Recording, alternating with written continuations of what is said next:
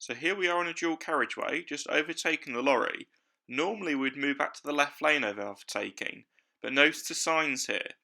Also notice the red car looking to merge. Bearing in mind the road signs and the red car looking to merge, why do you think it's best to stay in the right lane and not overtake? There's why. If we were to try to overtake the red car, he would have found it very hard to move lanes, and it's possible he could have turned in front of us and cut us up.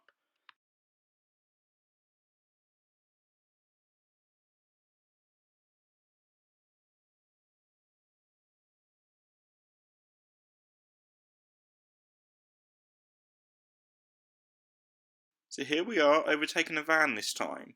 Remember, once we finish the overtake, look far ahead, check there's no one else to overtake, and make sure it's safe to move back to the left lane. Notice we've got the slip road merging here, so best not to move back just yet in case a car wants to merge. All looks clear now though, so mirrors, signal left, and then returning to the left lane.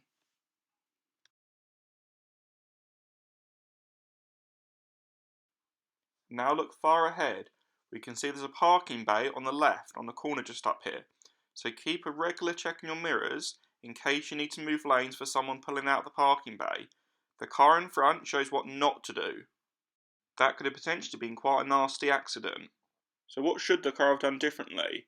Well, the other car should have moved back to the left lane a bit later, wait until he's gone past the parking bay when there's no risk of cars pulling out while he's moving back to the left lane. Now we were in the left lane as we came up to the parking bay, but because we're checking our mirrors frequently, we knew it was clear next to us and we were easily able to move lanes when we saw the lorry starting to pull out.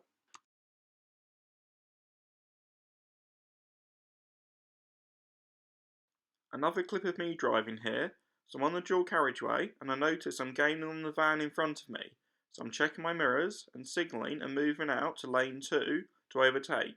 It then turns out he turns off without signalling. If I would have done earlier, I would have just stayed behind him.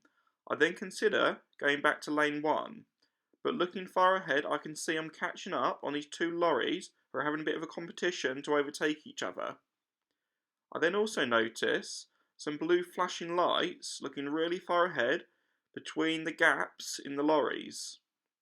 And then I think let's move up to lane 3 to get out of the way of the situation. And it turns out to be a really good idea.